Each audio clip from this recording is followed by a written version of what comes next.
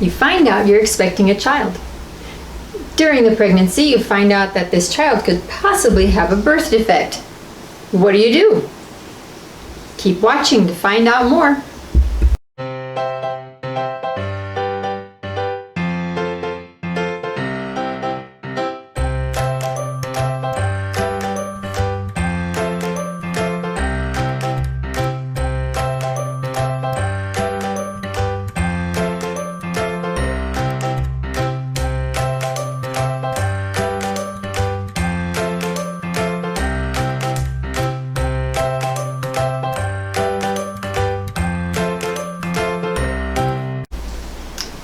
So what do you do if you find out during your pregnancy that your child could possibly have a birth defect? Or maybe your child has a disease that they can detect, like maybe a syndrome like Down syndrome. It could be any kind of a thing. What should you do? What would the best thing be to do? Honey? Yes. Are you going to answer the question? I'm not expecting a child. No, but from the teaching standpoint, what should these individuals do? We don't tell them what to do. Okay. It's just we can explain the viewpoint of the Ascended Masters and what they teach us about a situation like that. So they can make an informed decision? Well, I don't know about informed decision. According to our viewpoints, an informed decision. True. But other people might say, well, that's not based on science, and that's what they consider an informed decision. Ah, got it. All right? Okay. See, we're not talking about science here. We're talking about the way things are done in the spiritual realm, which is, according to what we've been taught, is the ultimate goal for all of us, to return to the spiritual realm, right? To Correct. be with God. So that's why everything we discuss has to do with that aspect alone, not the physical part, but the spiritual side. Okay. So go ahead, I'm waiting. What does the spiritual side have to say about this? Well, I know that we talked about how in the state of Texas they just passed a law. They call it the heartbeat law. Mm-hmm. You know what that is? Yes, you explained that is where a woman can basically have an abortion up until about 6 weeks, because that's when a heartbeat can be detected on a baby or a soul, is around 6 weeks. Wow, that's a different perspective, because that's not what I said at all. We talked about this. What I said was that according to the law, after 6 weeks, you're not allowed to have an abortion because they've detected the heartbeat. That means up until 6 weeks, they've got that window where they can go and have the abortion. Well, you see how somebody can look at something differently? It's the same information, right? Yes. But for someone that's looking to have an abortion, they're like, oh, I have up to 6 weeks to do this. While for someone else, they're like, well, once it's been 6 weeks, I should not do that. It depends on what action you want to take. Right. So folks, you just witnessed what we call different perspectives on the same thing, right? So anyway, that was passed in Texas, and some people were really upset, or are upset about that, because they're saying they're taking away the rights of the woman, right? But then a tweet was sent out by someone from Newsweek that contributes to Newsweek, the organization, and the person wrote that's the person that wrote that they're taking away the rights of women. You can't screen for Down syndrome until the fetus is at 10 weeks. So then what happens now? After 6 weeks, it's illegal to abort that fetus. So now it's 10 weeks. If you're in Texas, you can't abort that fetus. Well, I guess you go to a different state that allows it, right? Exactly, you can do that. But that's what the person was writing about, that it's a shame that they would do that, because that means, and this is the part, we could see a world where they have 5 times as many children with Down syndromes and similar numbers for other disabilities. So this person, you want to give us your interpretation of that? See if it matches mine, because my interpretation is that they believe that there are so many women who get the screening done for their babies and it comes out as being Down syndrome, and those are the ones that are always aborted, that since this abortion is not going to be allowed now at the 10-week mark when they find this out, that they're going to be overrun with these disabled children or children with deformities or some kind of a challenge. Right. Right. So what do you think that statement is alluding to? But what do you think the person, and this is just us now, right? Mm-hmm. Kind of deducing based on what this individual has tweeted. Mm-hmm. What did you deduce from that? That this person is a proponent of allowing a woman to have the choice to terminate the pregnancy Oh, okay, that's what. past the 10-week mark based on testing. So we see that differently again, because I wasn't even thinking about that. Okay. Yeah, I have no opinion on the abortion issue when it comes. That's up to people and the politicians. Mm-hmm. Well, you were asking me what I deduced from what the gentleman wrote. Well, I don't know if it's a gentleman. Yes. Oh, he's a gentleman. Okay. So no, from what I get from that is that he is troubled by the possibility that there could be more children in the world that are born with disabilities or with diseases like Down syndrome, right? Okay. Mm-hmm. Right. He doesn't like that idea. So to me, what he's saying is, if it's shown that a fetus is born with Down syndrome, they should get rid of it. See, to me, that's what that is saying.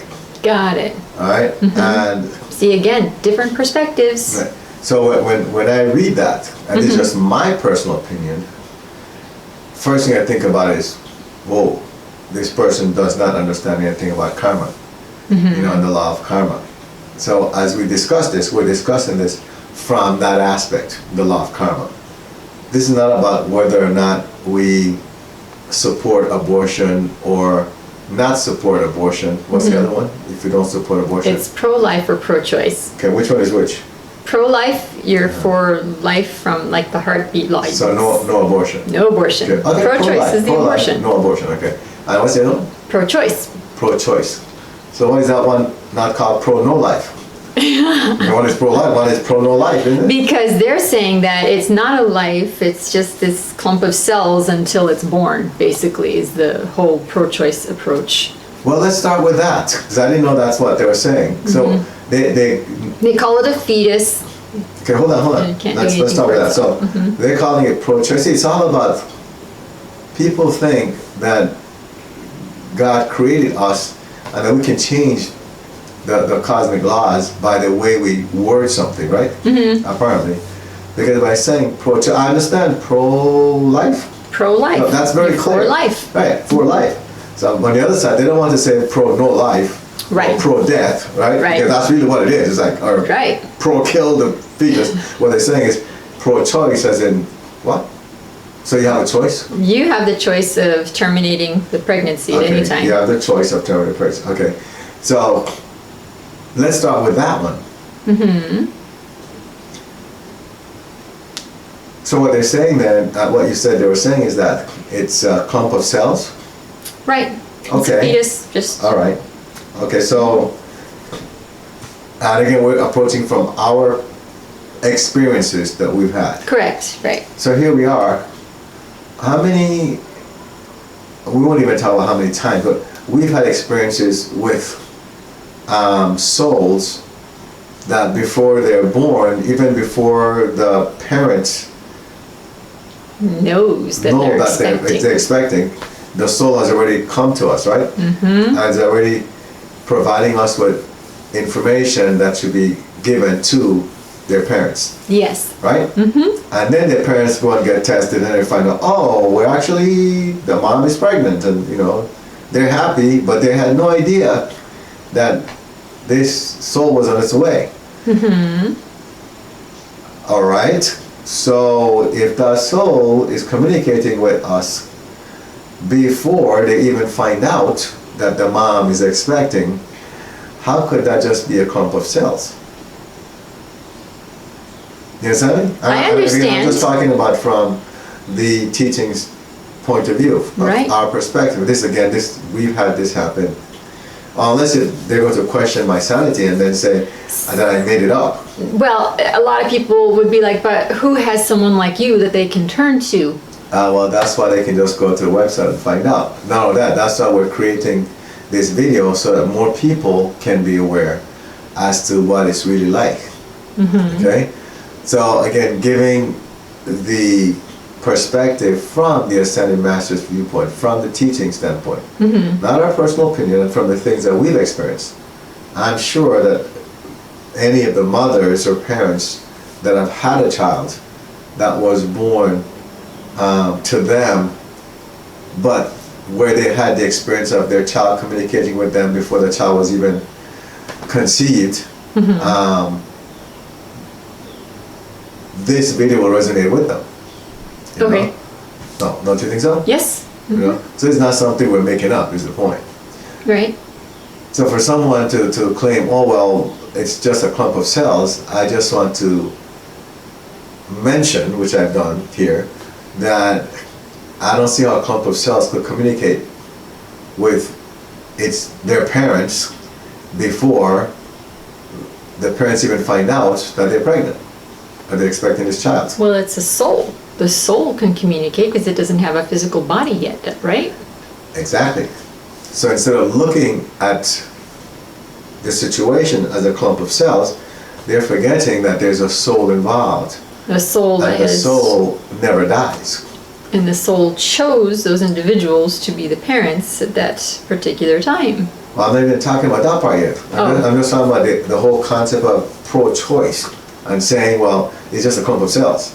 It's not just a clump of cells because that soul is already communicating with its parents, even before the parents find out that the mom is pregnant. And I've said this at least 6 or 7 times now on this video. Yes. So I just wanted to make that very clear. So that's the first part there. Okay. Now let's move on to the next part. All right, so now you find out that the soul that's about to be born will be born with some type of, as is determined, this is the way it's called, birth defect, because that's the way it's termed, right? Right. In the spiritual realm, it's not termed a birth defect, it's not given a label. And the reason for that is, you know the reason for that? Oh, because that child chose to be born that way. That soul chose to be born that way. Exactly. Why? To balance karma.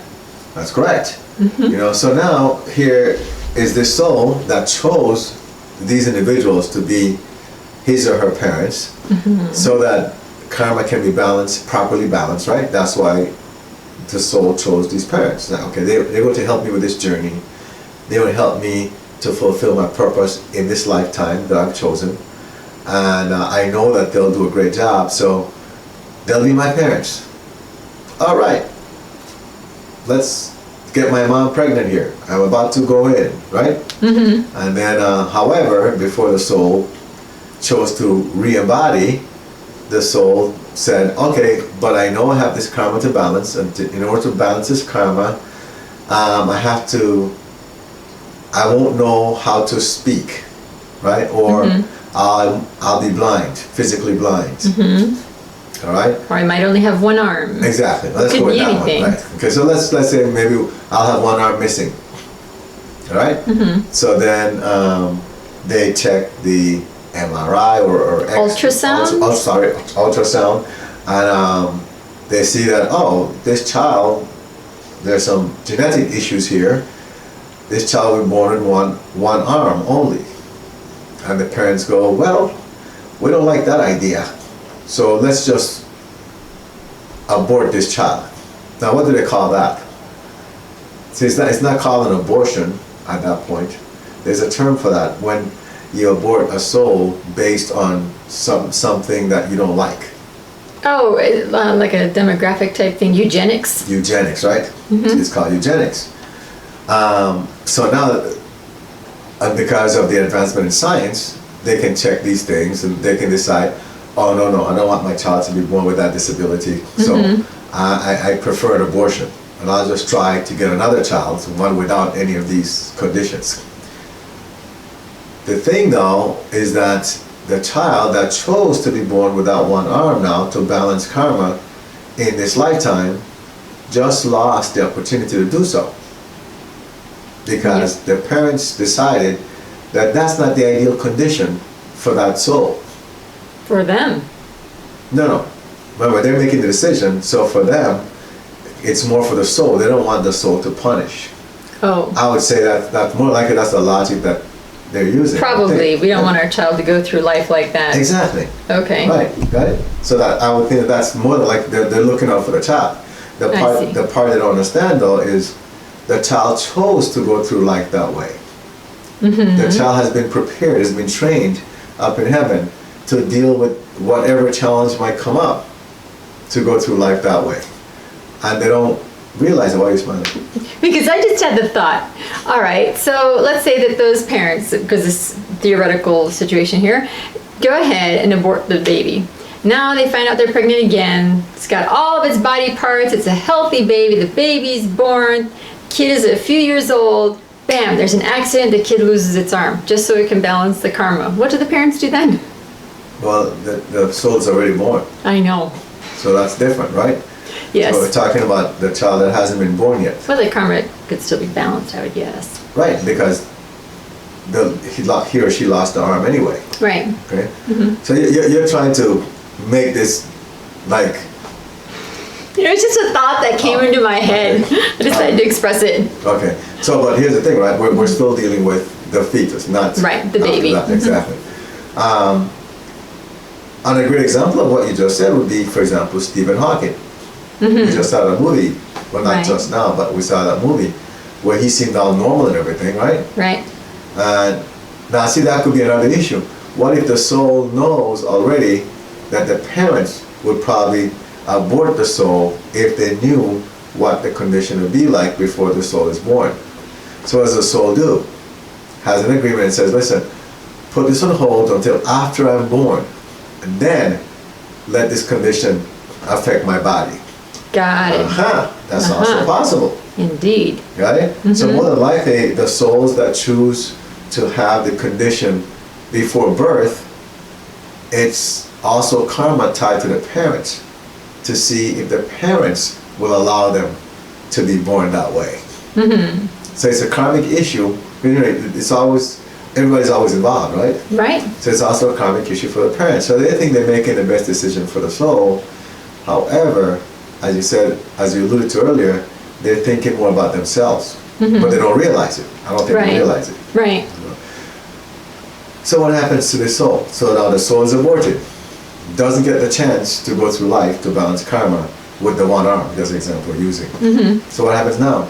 The soul has to go back and come back again, either to different parents or the same parents, and the condition could be just like the one you gave earlier, where this time the soul chooses to say, you know what, put this on hold. I don't want them to abort me again. I need to balance this karma. So let me, everything appears fine, and then at age 10, I'm going to lose an arm. Right? Right. I don't care I lose the arm, just have me lose the arm so I can go through life. So at age 10, bang, your arm is gone. Some accident, who knows, whatever, some disease of some kind. Now the parents don't have much of a choice, right? Right. Because the kid is already born, older. It's not a thing about abortion anymore. It's about, are you going to love your child and help your child, support your child as your child goes through life, balancing this karma. So the point is, this video is not about abortion itself. It's about karma and understanding that each soul before it's born has agreed to work on balancing some type of karma. And the body they take on, the physical body that each individual takes on, is tied to the karma that we need to balance. You know? Like you're taller than myself. Right? And so you got married to a short guy. Yes. You're like 10 feet tall, and I'm like 5 feet tall, so like midget compared to the other guy. But that's the karma that we chose to balance in this lifetime. Correct. Are you going to respect a short guy? Really? I don't know what it was right now, just made that up. But then at the same time, if you're Asian or if you're Hispanic or if you're whatever race, that's tied to your karma as well. The color of your skin is tied to your karma. Right? So just like how that's tied to your karma, your body shape. You know, if you're overweight, if you're super thin, if you're too tall, you know, some people are extra tall, right? Like super tall people. Right. That's all tied to karma. Our physical Attributes? Attributes, characteristics. They're all part of our karma. So I feel that based on that, we should just always think about what that soul has chosen to do. And it's not about what we want to do. It's about what that soul has chosen to do, and our job is to help that soul on that journey in the lifetime that they've chosen. Makes sense to me. That's all you're gonna say? Well, yes, it's very clear to me. Oh, okay. All right. If you have any questions or concerns, send them our way. Remember to subscribe and like this video. Join the Facebook group 190 Vision to connect with others on the same journey. Get help by visiting our website 190vision.com. Support the 190 Vision mission by clicking on the donate button, which is at the bottom of each page of our website.